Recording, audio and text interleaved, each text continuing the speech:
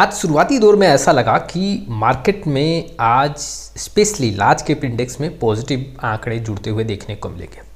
एक ऐसा समय था जहां पे लार्ज कैप इंडेक्स करीबन 1% के आसपास जंप लगाता हुआ देखने को मिला और फिर उसके बाद गिरावट हुआ। हालांकि लार्ज कैप इंडेक्स पॉजिटिव में ही यहाँ पे क्लोज हुआ। स्मॉल कैप में यहाँ पे गिरावट देखने को मिला शुरुआती दौर में, लेकिन कुछ पॉइंट यहाँ पे रिकवर होता हुआ देखने को मिला। मिड कैप में भी यहाँ पे कुछ पॉजिटिव आंकड़े यहाँ पे जुड़ते हुए आज देखने को मिले। चलिए जानते हैं सबसे पहले मार्केट का क्या हाल है। देखो निफ्टी 50 की बात करूँ तो करीबन 165 पॉइंट यहाँ पे आज प्लस में देखने को मिला। 0.70% का छलांग देखने को मिला। निफ्टी स्मॉल कैप 50 यहाँ पे नेगेटिव में बंद हुआ है, 0.36% का नुकसान। निफ्टी मिड कैप 100 यहाँ पॉजिटिव आंकड़ों के साथ बंद हुआ है, 186 पॉइंट के साथ यहाँ पे क्लोज हुआ है। बीएससी स्मॉल कैप में भी गिरावट है 331 पॉइंट का। निफ्टी मिड कैप 50 में करीबन 0.47% का जंप और निफ्टी आईटी में मामूली सा 0.13% का यहाँ पे पॉजिटिव आंकड़ा देखने को मिला है। देखा जाए तो लार्ज कैप इंडेक्स और मिड कैप इंडेक्स में आज मजबूती देखने को मिला है और स्मॉल कैप आज कमजोर रहा है। चलिए जानते हैं कैसे स्टॉक्स में यहाँ पे सबसे ज़्यादा गिरावट देखने को मिला। अगर निफ्टी 50 के स्टॉक्स की बात करूँ तो हीरो मोटोकॉर्प में करीबन 1.5% का गिरावट है आज। मारुति सुजुकी में करीबन 0.73%, नेस्ले में 0.55%, एचसीएल टेक की बात करूँ तो 0.44% और बजाज फिनसर्व 0.40% गिरावट के साथ बंद हुआ है। कुछ ऐसे स्टॉक्स जो मार्केट को हेल्प किए हैं जैसे कि जेएसडब्ल्यू स्टील 2% आज चढ़ा है, आईटीसी करीबन 2% का जंप लिया है, हिंडाल्को भी करीबन 1.85%, इंडसइंड बैंक करीबन 1.75 और यहाँ पे ट्रेंड में करीबन 1.68% का जंप देखने को मिला है। आज तो मार्केट में उठापटक देखने को मिला। लार्ज कैप इंडेक्स भी यहाँ पे पॉजिटिव के साथ ही क्लोज देखने को मिला और आंकड़ों में काफ़ी ज़्यादा दबाव नहीं देखने को मिला। चलिए आगे बढ़ते हैं। कुछ ऐसा इंपॉर्टेंट इन्फॉर्मेशन जो म्यूचुअल फंड इन्वेस्टर के लिए काफ़ी इंपॉर्टेंट है। एक ऐसा खबर जो इन्वेस्टर के लिए काफ़ी इंपॉर्टेंट है। चलिए शुरुआत करते हैं, लेकिन उसके पहले mutual fund related complete solution चाहिए तो आप मेरे साथ जुड़ सकते हैं। जी हाँ, डिस्क्रिप्शन बॉक्स में जाके पूरा डिटेल चेक करें और डिटेल के बेसिस पे व्हाट्सअप नंबर के थ्रू आप मेरे साथ जुड़ सकते हैं। शुरुआत करते हैं सबसे फर्स्ट इन्फॉर्मेशन से। देखो आपने ये ज़रूर देखा होगा कि जब एनएफओ आता है तो फंड हाउस यहाँ पे 30 दिन, 40 दिन तक, 50 दिन तक, 60 दिन तक उस पूरे पैसे को, जी हाँ, जो पैसा कलेक्ट किया जाता है इन्वेस्टर के साइड से, उसको इन्वेस्ट नहीं करती है। कई बार आपको देखने को मिलता है कि 1 महीने हो गए, 2 महीने हो गए, लेकिन अभी भी फंड हाउस ने पूरा पैसा वैसे फंड के थ्रू इन्वेस्टमेंट नहीं किया है। जी हाँ, कुछ पैसा होल्ड करके रखा है। अब सेबी यहाँ पे काफ़ी स्ट्रिक्ट हो गई है। सेबी ने यहाँ पे स्ट्रिक्टली बोला है कि अगर आप यहाँ पे कोई एनएफओ लेके आते हो और जो भी कलेक्शन होता है 30 दिन के अंदर अगर उस कलेक्शन को आप पार्क नहीं करते हो तो कोई भी इन्वेस्टर अपना पैसा वापस ले सकता है और बिना कोई एग्जिट लोड का वापस ले सकता है। आपको 30 दिन के भीतर ही पूरा पैसा यहाँ पे डिप्लॉय करना पड़ेगा, अदरवाइज भी ऐसे फंड हाउस पे स्ट्रिक्ट एक्शन ले सकती है। देखो क्या आज की डेट में क्या प्रॉब्लम है कि फंड हाउस कलेक्शन करते हैं। कोई फंड का यहाँ पे एनएफओ आया और पर्टिकुलर एनएफओ का करीबन 9,000 10,000 करोड़ का कलेक्शन हुआ।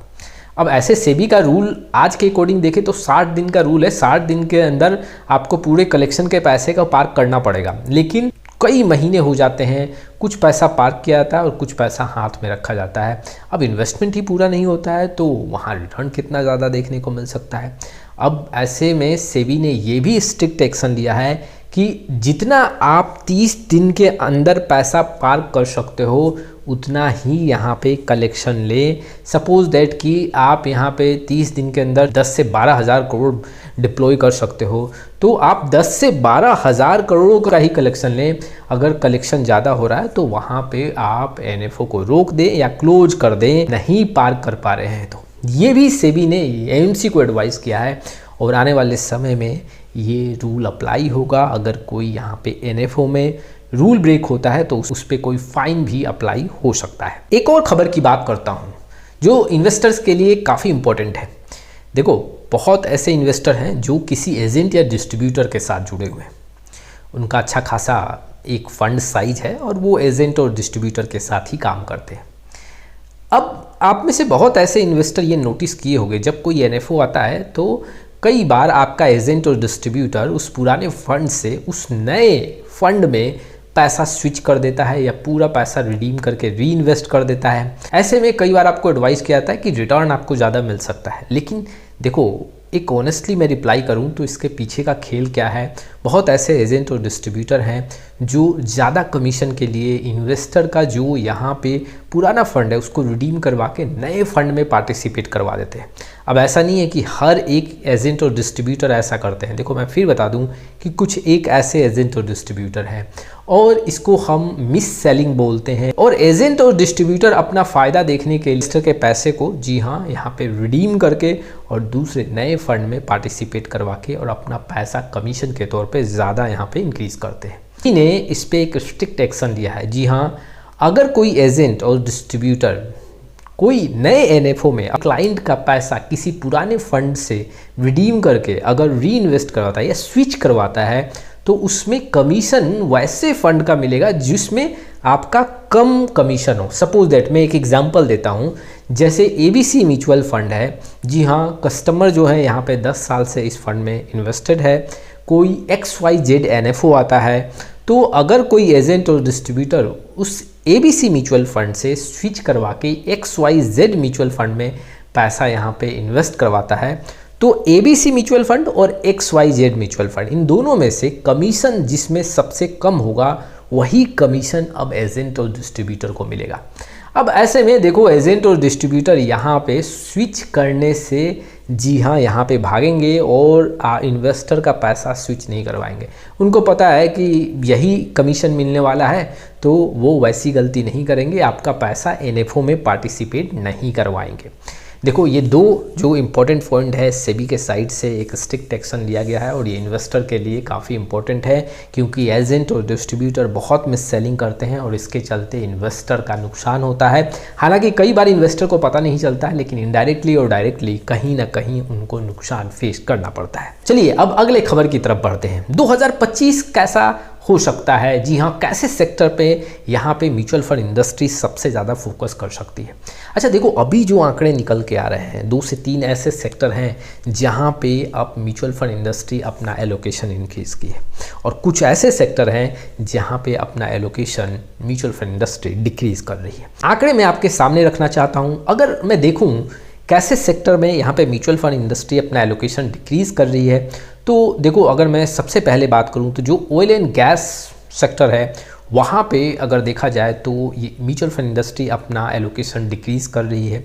दूसरे नंबर पे अगर मैं बात करूं तो यहाँ पे मैं कह सकता हूँ जो ऑटो सेक्टर है वहाँ पे भी अपना एलोकेशन जो है म्यूचुअल फंड इंडस्ट्री डिक्रीज़ कर रही है। पहले 8.5 था, अब वो 8.3 देखने को मिल रहा है अगर मैं दिसंबर का आंकड़ा देखूं तो।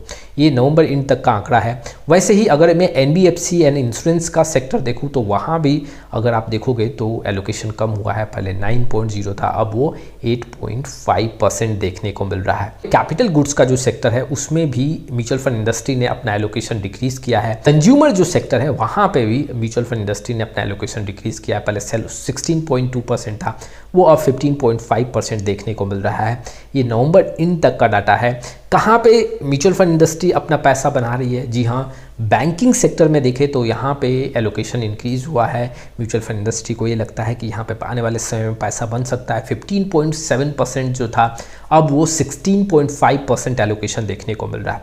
दूसरे नंबर पे बात करें तो जो एक IT सेक्टर है वहाँ पे भी म्यूचुअल फंड इंडस्ट्री बढ़ा रही है और एलोकेशन इंक्रीज कर रही है। तीसरा सेक्टर देखूँ तो फार्मा सेक्टर है जहाँ पे एलोकेशन यहाँ म्यूचुअल फंड इंडस्ट्री इंक्रीज कर रही है।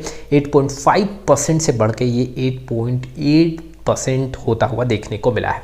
तो कुछ एक ऐसे सेक्टर जहां पे म्यूचुअल फंड इंडस्ट्री अपना एलोकेशन इंक्रीज कर रही है, इट मीन्स कि आने वाले समय में वैसे सेक्टर में पैसा बन सकता है, जैसे कि बैंकिंग सेक्टर, IT सेक्टर और फार्मा सेक्टर, जो कि यहाँ पे एलोकेशन स्लोली इंक्रीज होता हुआ देखने को मिल रहा है। तो ये कुछ इन्फॉर्मेशंस थे जो इन्वेस्टर के लिए काफ़ी इंपॉर्टेंट थे। बहुत ऐसे इन्वेस्टर हैं जो काफ़ी कंफ्यूज होते हैं म्यूचुअल फंड पोर्टफोलियो को लेके, रिव्यू को लेके कि कौन सा पोर्टफोलियो में फंड सबसे ज़्यादा सूटेबल होगा। यहाँ आप हमारे साथ जुड़ सकते हो, डिस्क्रिप्शन बॉक्स में जाके डिटेल चेक करके और व्हाट्सअप नंबर के थ्रू आप कनेक्ट हो सकते हो। आज के लिए बस इतना ही, फिर मिलेंगे एक नए वीडियो के साथ। तब तक के लिए जय हिंद, जय भारत।